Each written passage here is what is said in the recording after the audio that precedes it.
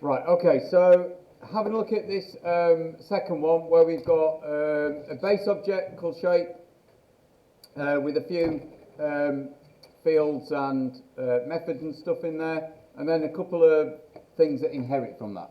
Okay, so we're going to add the base one first. So I'm just going to carry on in that fruit project. It doesn't really matter.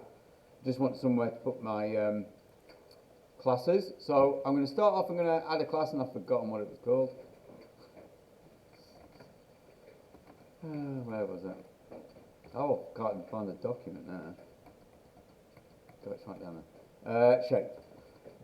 Could have guessed that. Shape. Okay, so I just add a new class called shape. Make it public because the test class won't be able to see it otherwise. I'm sure we're going to come across that problem when we do this for real. Right, so it had a private field called color.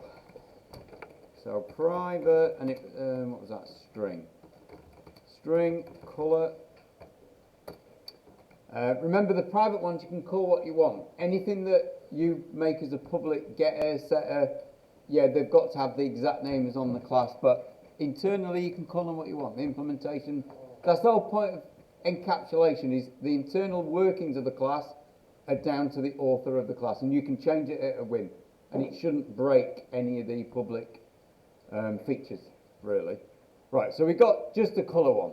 So now we're going to do the constructor shape. So public, as normal, no, you can always spot the constructor because there's no return type. It just has the same name as a class. So we wanted to provide the colour, and that was it on the constructor. And I'm just gonna set that. Oh, I've done it the wrong way around again.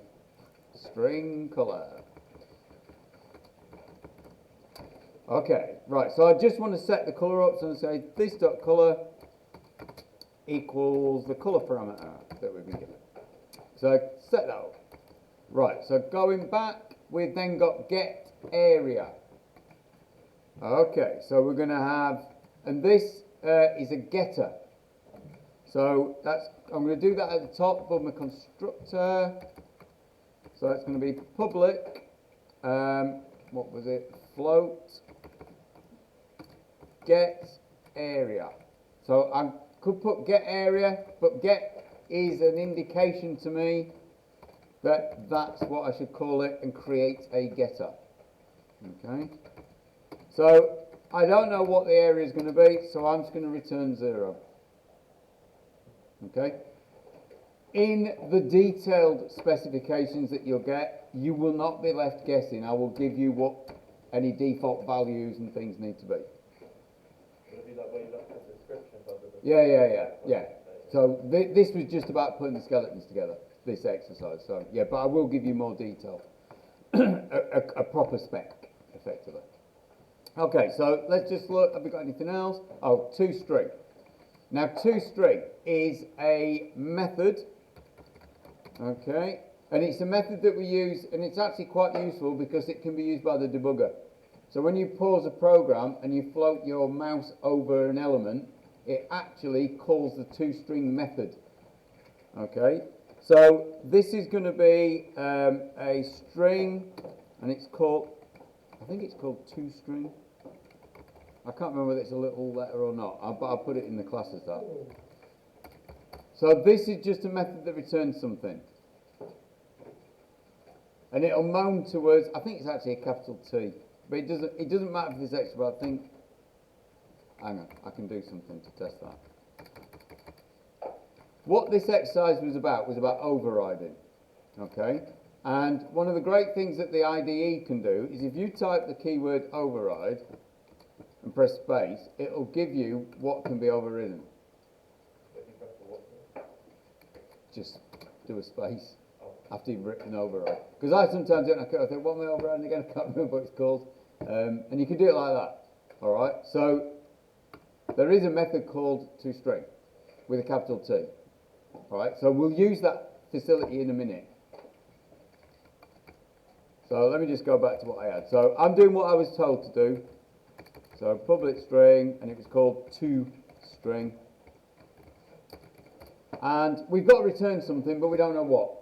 And again, because I haven't given you a detailed specification, we don't know. So what I'm actually going to do, and what is a common thing to do, is to go put something like that, and then you can tell whether someone actually implemented that properly, because you can get some garbage on screen. All right, so I'm just putting some garbage in, because I want to know later on, when I run my tests, that when I ask a circle, what is your string version of yourself, it shouldn't return that. And I could build my test in there to say, did it return that? Oh dear, that's not right. They didn't implement it. And I can make that test fail then. So I'm just going to put some gobbledygook in there. But like I say, your full spec isn't going to leave you guessing with anything. I think that was everything I had to put in there. So get area to string. Yeah, that was it. So that's shape finished. So I now need to add another class. So my next class was rectangle. So project, add class. One of the key things in using these bits of software over and over again is to get used to the shortcuts, because it actually makes a difference to your hands, to your wrists, to your tendons, to remove your hands from the mouse quite a bit. Alright, so there are shortcuts and they're listed at the side when you get used to all this. Right, so rectangle is what I'm going to add in. Make sure you can spell rectangle. First, straight off, make it public so we'll be able to see it in the test class. Otherwise, by default, things aren't private, they're internal. They're available to the namespace, effectively. Right, so this needs to inherit from shape. So I just put colon shape. Now, straight away, the compiler's going, you know what, rectangle's not passing stuff for the constructor of shape. So what we can do is we'll get that red squiggle, and I'm going to make it do a bit of work for me. I'm not expected to just type all this stuff. So I'm just going to right click over that and say quick actions. And it's going to say generate constructor, rectangle colour. Fine, do it for me, mate. Build it. So it builds that for me. Alright, so it does automatic for me the call to the base class to say, here's that colour, you do what you need to do with it. I don't know what you do with it, mate. You could convert it into a colour number format or something. I don't know and I don't really care. Okay, that's the nature of inheriting from a class. We know it does a job, we don't care how it does a job. Right, but our constructor, we were told that we need to have width and length and colour. Okay, so in order to implement that bit, we better put these fields in, haven't we, in for rectangle first. So let's always start with the fields. I think it's why we put it at the top of the class diagram. So we've got two fields, length and width, see if I can remember that. So they're private, so float, width, and private, float, length.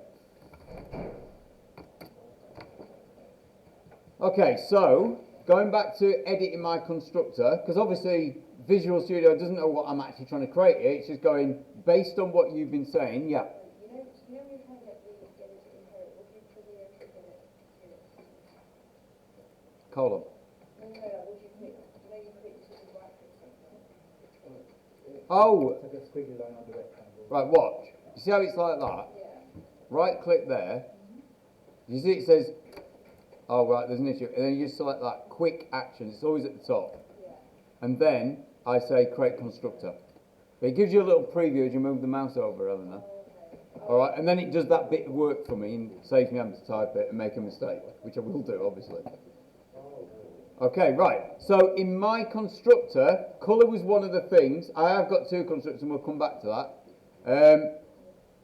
But this one, I also need to let the user give me the width and the length. So let's put those in. So we're just going to add in a float for the width and a float for the length. Okay, let me get rid of Solution Explorer. Okay, so I actually don't like the way this is formatted. I always, when I'm doing this, I put the base call underneath. so it's not dragged off the edge, and I can see it quick.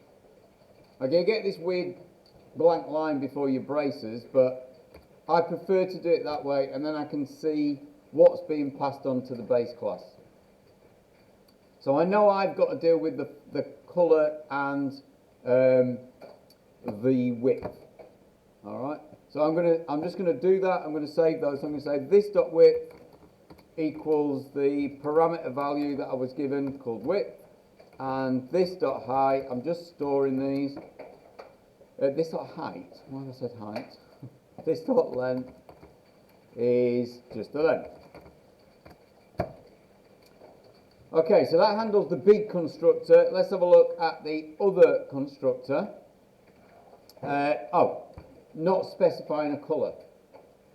Okay, so let's deal with that. So let's create that constructor. So a public rectangle and a valid bit of cut and paste here. I want that pair of parameters. So I'm just going to copy them and paste them in.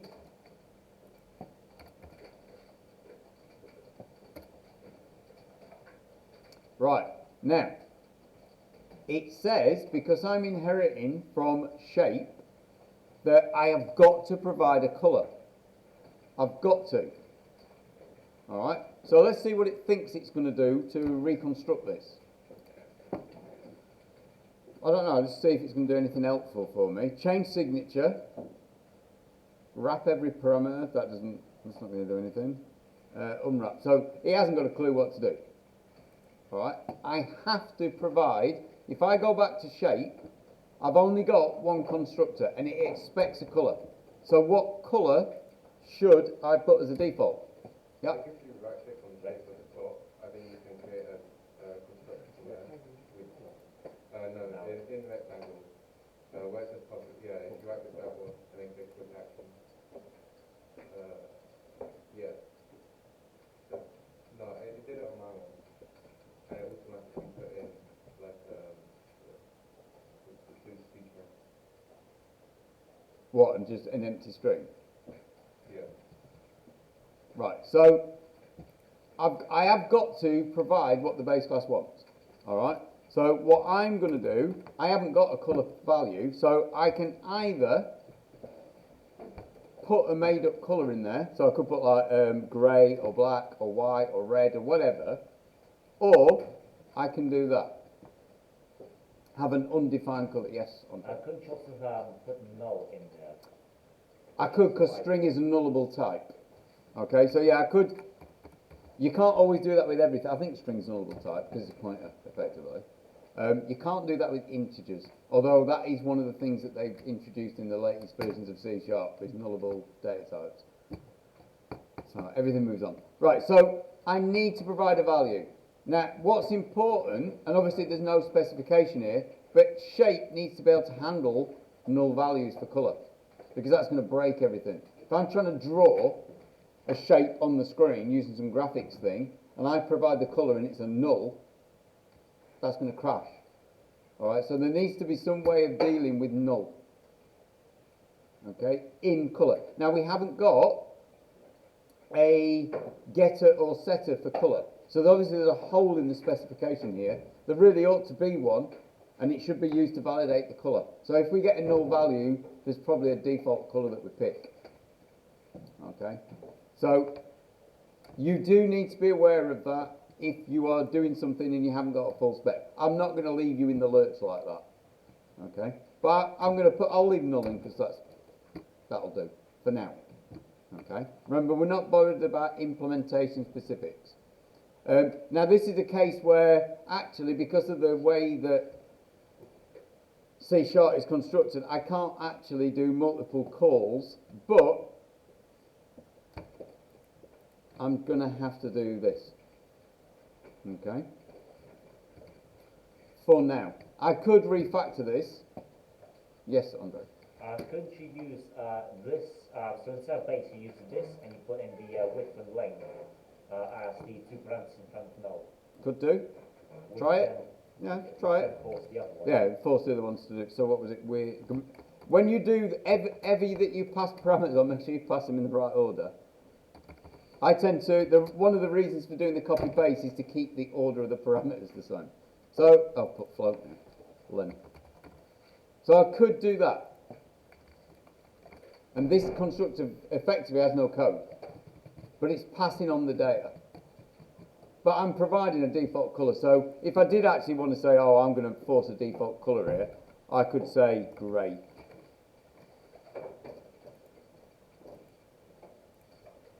Or something like that. Okay? So, I'm dealing with multiple constructors, base classes. The solutions are varied that you can provide. Right, what else have we got to do in here?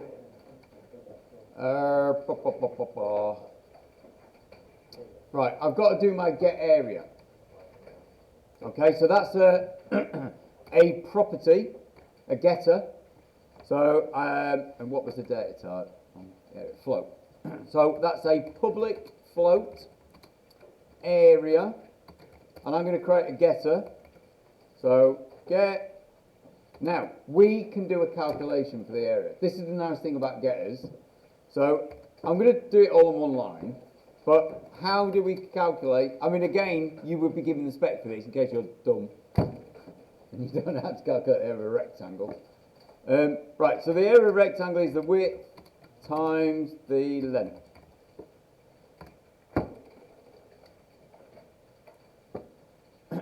And we've got a green squiggle. Whenever you get a squiggle, just investigate, see if it's anything useful that you need to be aware of. It's a green is a warning.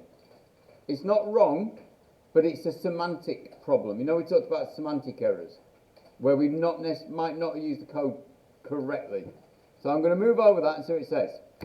So it says, rectangle area hides inherited member, shape.area. Yeah, because we defined a getter, didn't we, called area, which we didn't know what it was going to return. Use the new keyword if hiding was intended. So what we're doing is we're basically replacing a method that has been provided. Okay, so in this case, we're going to say new. And actually, if I just show you, it can actually just fix this for you. So I'm going to say, okay, quick actions, hide base member. And it shows you a little preview how it's going to change it. Okay, so public new float area. So we're saying, yeah, we provide in the area. Okay, so if you ever get that in a class definition, and it's not specific and it doesn't give you any extra detail, and there are like notes and things you can add to UML diagrams. But if you ever get anything like this, the chances are you are replacing. You're saying, I'm providing the thing because I know how to work out the area of a rectangle. Shape doesn't know anything about what's inheriting from it, but it's setting it up. There are actually other things that you can do. You can do abstract methods and things that force classes to implement them. Okay, but we're not going to go down that route at this stage. Okay, the last one is toString, and that's a method. So I'm going to do this down here. So I'm going to say public, and that was returning a string, was it? Yeah. Public string, and it was toString. And again, I get a squiggle. It's saying I don't return anything. So let's just set this up. So I want a textual description of a shape. So the only thing I really know about the shape are the width and the length of it, and its colour. So what I'm going to do is I'm going to return a string that is going to be, and I'm going to say it's a rectangle. So I'm going to say rect. And then I'm going to put width, and I'm just going to use concatenation for this. So the width is the width value plus, with a bit of a space there, not height, length. And that's the length value. Should I put the area on there? Yeah, let's go for it.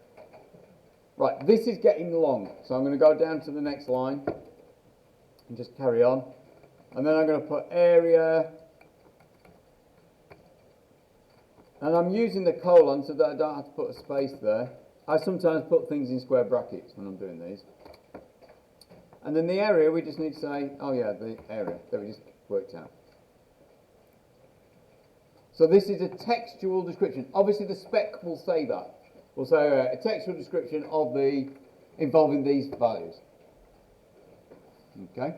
And again, I can write a little test, unit test for that to make sure that it is in the format we wanted it. Again, we've got a green squiggle there, but that's because we want to hide the toString method, and we're going to use that new again. And I can't remember where to put the new. Oh, I can, but I'm going to get this to do it. So I'm going to say, oh, show me potential fixes, hide base member. And it puts that new in there for me. Okay.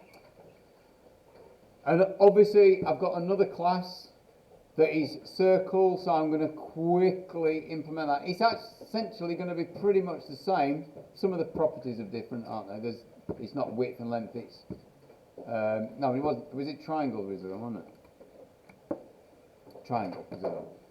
Effectively the same. So I'm going to be really, really bad, and I'm going to do something you shouldn't do. I'm going to create a new class called triangle.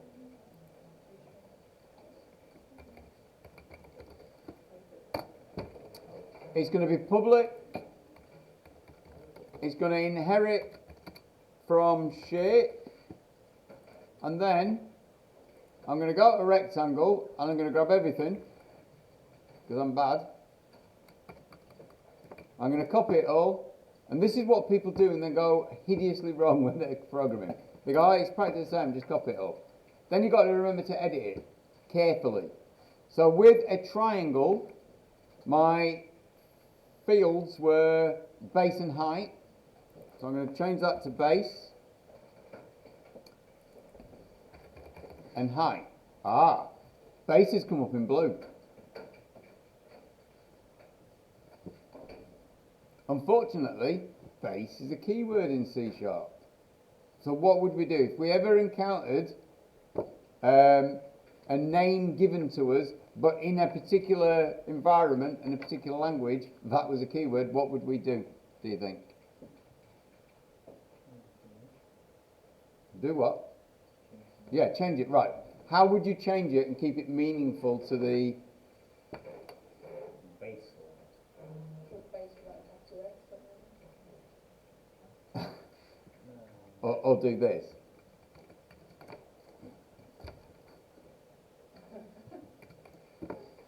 Right, I want to keep the word base in there. Yeah, you could potentially put the capital S in, but that might actually be confusing to naming conventions and things. So what I'm actually going to do is I'm going to put try base. Just so I keep base in there. And you are always going to encounter these sort of problems where you have names of things and you think, oh, blimey, that's a keyword in that language. And you just, sometimes it really does get you. And you think, ah, swine. It's funny because other languages don't use the keyword base, they'll use the keyword super. Which you can say in a really stupid way as well. You can say super instead of base. Right, so I'm going to rename that one try base. So wherever, and now you can see what I've got as a problem. I've got all these references to width and length. And I've got this stupid rectangle thing. So let's get rid of this constructor problem. So I'm just showing you that maybe copy pasting isn't necessarily the quickest way of doing this. Right, how do we do the area of a rectangle? You must know this. Yeah, half base times height. That's not rectangle. Yeah, triangle is what I meant. Right, so we've got try base. We got multiply it by the height and then divide it by 2. But we don't do divide by 2 if we can avoid it. Divide is a slower operation than multiply. So let's multiply by a half. Okay, not wrong to do divide by 2, but you then get to start messing about writing slashes and things, but I don't want to do that. Right, okay, so that's handling that. I've then got to change all these triangle bits, so I want... I can't use base again, so I'm going to have to call it try base. I could have called it base length or something like that, couldn't I? you know, but whatever it, try and make it reflect. So height, and then all these have got to change. So that was going to be tri-base. That's tri-base. So lots of editing here, and this was a simple class. Okay, so my recommendation is do not copy paste. If you think something similar, be very careful. You're better off writing it from scratch. I'll keep grey as my default for an unspecified colour. Okay, in this case. Now, the only other thing I've got to change is the toString. So I've done the area, and I've got to change the toString. So obviously that was talking about a rectangle. So now I'm going to do triangle. Width is stupid. I can put the text base, or basi. But that's going to be tri-base. Length isn't length, it's height. And that was height. So actually, in the time that it's taken me to be very careful about how I edited the copy-paste, I could have actually typed all that. The only bit that he saved me a bit of time on was probably this bit, the constructors. Probably saved me a little bit there. But it tends to be that when you copy-paste, you have got a really, really, really good chance of introducing logic errors. Because it will be, if it's from something that's been tested and something that's correct, the code worked before. So you're copying code that works that you need to edit. And if you forget to edit something, you've still got code that works. So it's not going to get picked up as syntax errors or anything like that. And that's when you do get yourself in big trouble, trying to track down those sort of bugs. When you're staring at code and you're going, no, it looks all right, looks all right. And you've copy-pasted and one value needed to change. Okay, so I'll stop the vid there. That's the implementation of the inheritance stuff.